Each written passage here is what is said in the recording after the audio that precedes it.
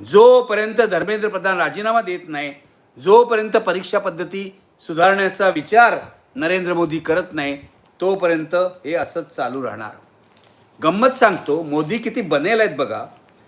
आज मोदींनी एनडीएच्या संसदीय पक्षाच्या बैठकीमध्ये, आज नाही काल मोदींनी संसदीय पक्षाच्या बैठकीमध्ये असं जाहीर केलं की पेपर फुटी हे घोर पाप आहे. नरेंद्र मोदी यांचे वक्तव्य हे तुम्ही पेपरमध्ये छापून आलेलं आहे, बघू शकता. जर घोर पाप आहे तर हे पाप कोणी केलं?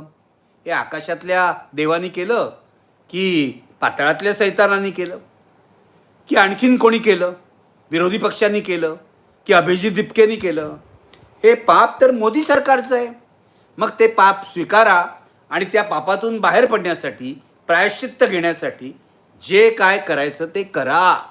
एवढंच माझं सांगणं आहे. उगाच मोदी बडबडत बसतात संसदीय बैठकीमध्ये की हे पाप आहे, हे म्हणजे लोकांना दाखवायचं की आपण किती गंभीरपणे विचार करतोय, आपण किती व्यथित झालं आहे. अजिबात तुम्ही व्यथित झालेले नाहीत नरेंद्र मोदीजी. तुम्ही दगड बनलेला आहात, दगड. तुम्ही संवेदना शून्य पंतप्रधान आहात. म्हणून तुम्हाला जंतर मंतरवर बसलेल्या लाखो मुलांच्या प्रतिनिधीशी बोलावं असं वाटलेलं नाही आहे. असो, नरेंद्र मोदींनी 12 वर्षातली आपली जी काय थोडीफार कमाई असेल त्यावर सुद्धा पाणी फिरवलेलं आहे.